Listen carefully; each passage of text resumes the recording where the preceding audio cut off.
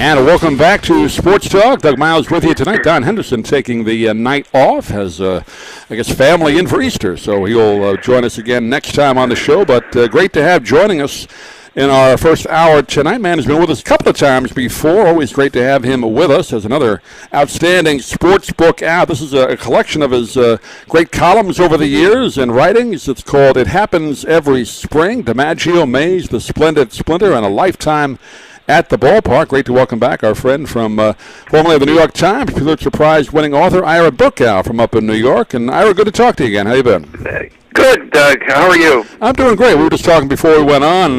Last time we had you was when you had the book on boxing, Counterpunch, and right before that we talked a lot about the old Shea Stadium. So it's good to have you back. It's been about 3 years. Yeah. Well, here we are. Good.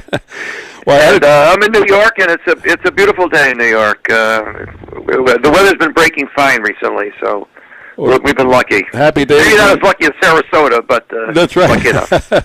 Well, happy days in Yankee Stadium. I mean, the Yankees have won 7 in a row. I didn't think they would do that. They had a rough start down here in Tampa to start the season, but they're playing pretty well. So people up there are happy, I guess. Yeah, well, I'm originally from Chicago. I've lived in New York for almost 50 years, but I'm originally raised in Chicago and maintained being a Cubs fan. So, last year was sensational, of course, and Game 7 was unbelievable.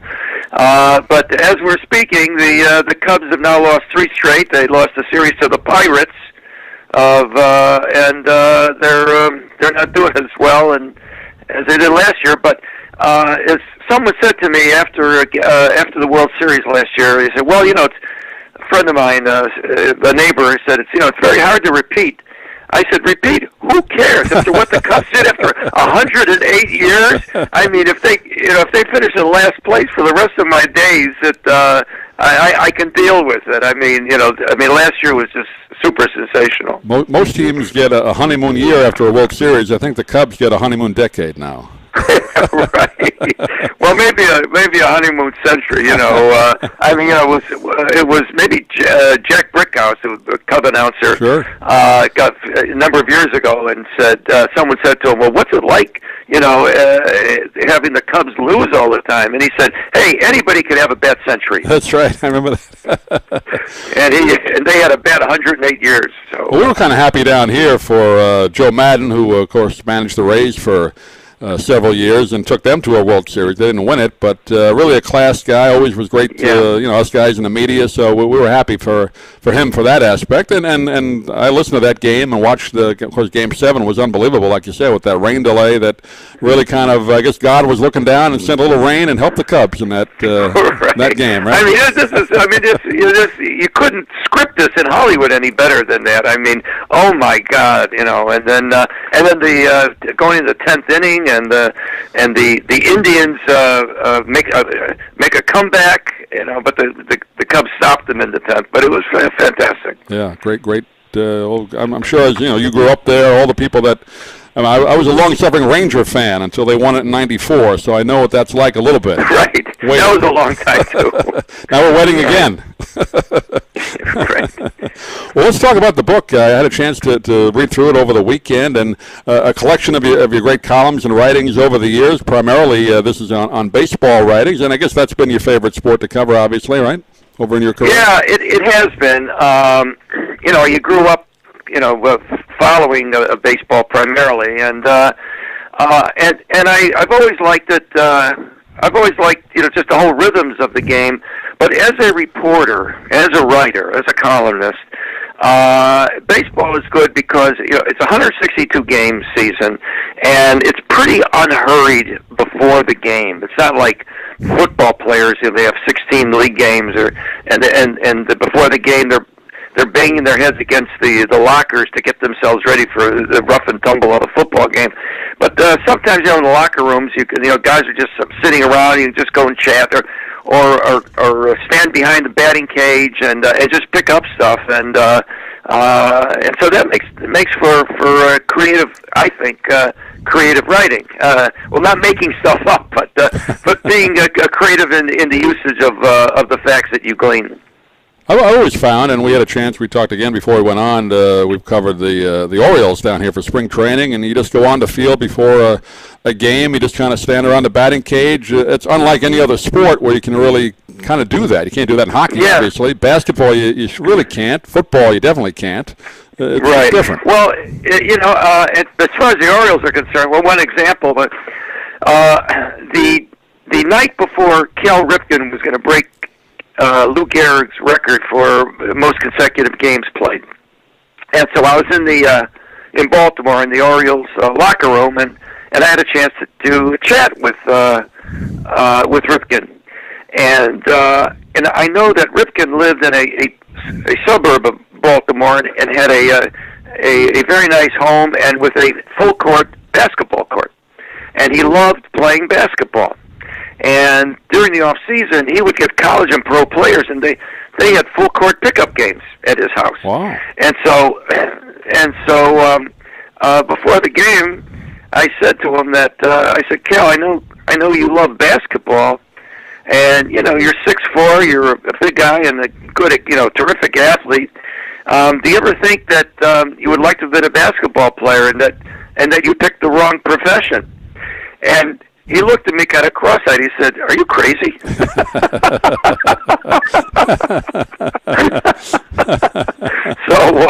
No, he fortunately for him and for his legion of fans and baseball fans, he stuck to baseball. I don't think he would have played whatever he did, 2,500 games in a row in basketball. No, I don't think so. No. Well, I just want to talk about some of the great articles in the book, and I know a lot of the fans out there want to, the players that were legends in the game, and you wrote about Joe DiMaggio, Willie Mays, Ted Williams, the Splendid Splinter. I guess talk about Ted Williams. I mean, he had some time down here in our area in spring training over the years in Florida. He must have been quite a character for you to write about. Oh, well, Williams was great, and I got to know him after his playing days. I wasn't around, covering during his playing days. I believe I was still a boy. But when he became manager of the Washington Senators in the late '60s, and then the Texas Rangers in the early '70s, and they trained in Pompano Beach, and so I got to know him. And there was one afternoon we were on the bench in Pompano Beach in a spring training, just before a spring training game, and it was a small little dugout. And coming down the steps to our left was an old guy, maybe in the 70s, maybe 80s, and Williams said almost to himself, "I know that guy, just can't remember his name." Well, it turned out that the guy, his name was Charlie Johnson, and he had been the sports columnist for the Minneapolis Star in the only year that Ted Williams played in the minor leagues, and he played for the Minneapolis Millers at AAA. And Charlie and Williams obviously got to know Charlie because Charlie covered and writing and about Williams, who was sensational, and he may have seen him over the years, but now he said, "I can't remember his name." And it turned out that I had worked at the Minneapolis Tribune in the late '60s, in the mid '60s, and so and Charlie Johnson, the Minneapolis Star, was the twin paper, and so I knew Charlie Johnson. And it just happened, and I whispered to Williams, "It's Charlie Johnson." Williams jumped up, ran over to where Charlie Johnson was coming down the steps, and says, "Charlie, oh my God, damn, this has happened. Seen you such a long time," and he embraced him. And if Charlie Johnson were a balloon, he would have floated away. We would never have seen Charlie Johnson again. But Williams was supposed to be, a tough guy with the press and everything, especially when he was playing. But I found him a delight, and that is an example to me of the inner Williams. And no one has ever called Williams a sweetheart of a guy, I don't think. But in that instance, he absolutely was. And there were other moments too with Williams. So when he was the manager, I liked him a lot. I was a kid. I actually got his baseball card when he was manager of the Senators, the second set, and I thought he would have done better. Looking back on it, you would have thought he would have done better as a manager, but maybe he was one of those types that just couldn't put up with people that weren't quite as talented as him. Maybe that was the reason. Well, he helped the hitters. He hated pitchers. Yeah, he right. hated pitchers. But he loved hitters, and when he was managing, usually the hitters did better than they had ever done before. But as far as managing a team is concerned, I have a piece in there by Casey Stengel and in the book, but it was Casey who once said was getting an award for managing, and he said, "I couldn't have done it without my players." Right. And in the end, you got to have players. It Happens Every Spring is the name of the book. We're talking with Ira Berkow, and let's talk a little about Joe DiMaggio. I'm sure you had quite a few opportunities during Old Timers Day when Joe would come to the ballpark. What was he like? He didn't talk a lot, though, did he? Well, no, but again, it was, sometimes if you ask interesting questions or unusual questions and not questions that are personal, you get along with these people. I mean, I found, but and I had a good relationship with DiMaggio as well. And excuse me, one time we were in the press room at Yankee Stadium before an old timers game, and DiMaggio was going to be introduced as he always did with the old timers, but he was always introduced last. But right. Before I had done a column on him on maybe his 75th birthday, and shortly after that, I got in the mail from a judge in Baltimore photographs of DiMaggio and Marilyn Monroe coming off the plane in Tokyo in 1954 on their honeymoon. They came to Tokyo on their honeymoon, and the person who took those photographs was at that time a sergeant in the Army who was an amateur photographer, and he had these photographs, and he sent them to me, and he said, "I've always wanted to give them to DiMaggio, but I never knew how to reach him, and obviously you know him, you did a column on him, so I'm sending you the pictures."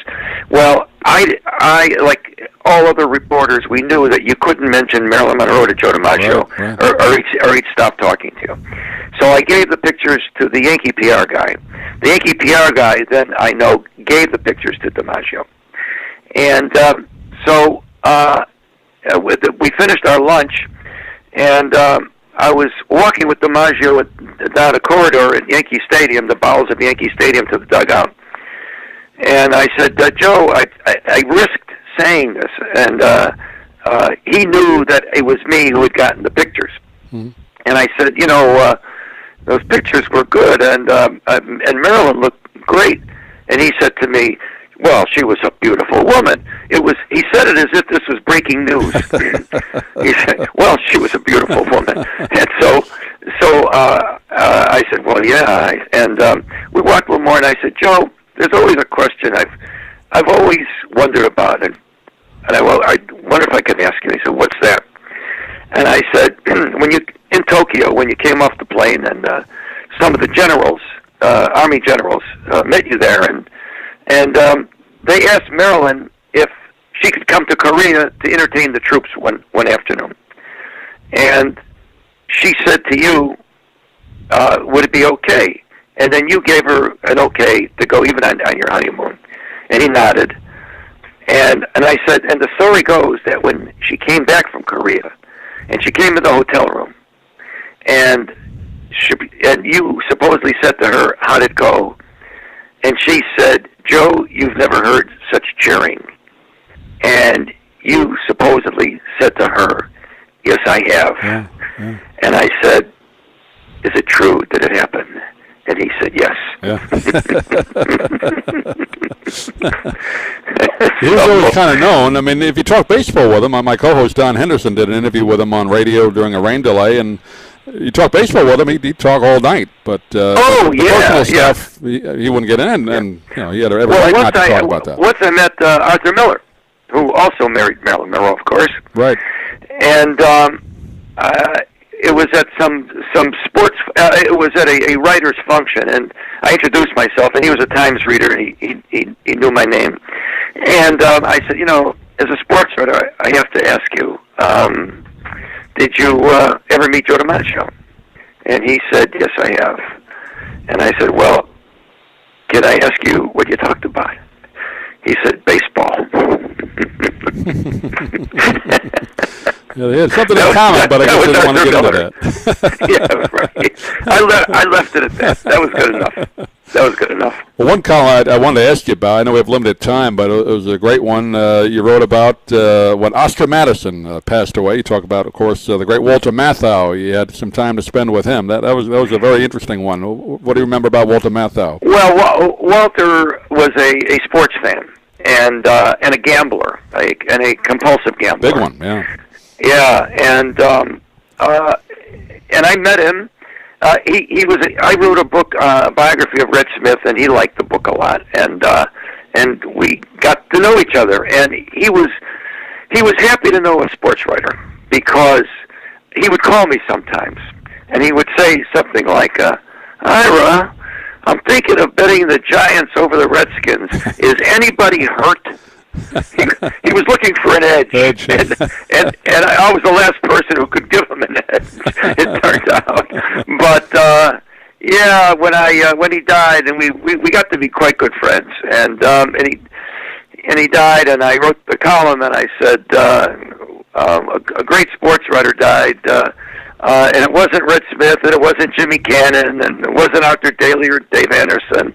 It was Oscar Madison. I think he and Jack Klugman did the best job ever of portraying a sports writer on TV or the movie. Yeah. Well, and he had a friend, Elaine Stritch, the actress, and Walter would gamble, and he had a den in his Pacific Palisades home.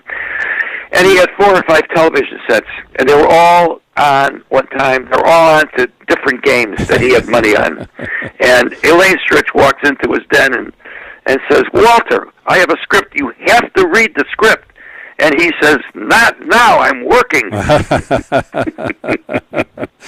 Well, she was a character in her own right, Elaine Stritch. Oh yeah, great actress. Yeah. But she enjoyed her life as well, I understand. Right, so, right. So that was Walter. He was a good guy, and yeah. Great column. And again, this book filled with them. It's called "It Happens Every Spring." DiMaggio, Mays, The Splinter, and A Lifetime at the Ballpark. And Ira Berkow has been our guest.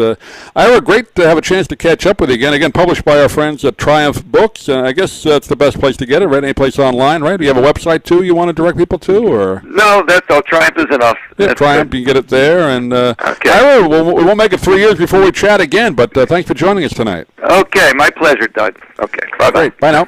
Ira Berkow, again, joining us on the program, former sports columnist, feature writer for the New York Times, more than 25 years at the paper, and as we said, just covered just about every sport he could, but baseball his favorite, and he won the Pulitzer Prize for national reporting back in 2001, and also a finalist for a Pulitzer commentary in 1988. And again, the name of the book, It Happens Every Spring. So glad that Ira could join us on the program tonight. I'd like to thank you all for listening. We'll see you again next time here on Sports Talk.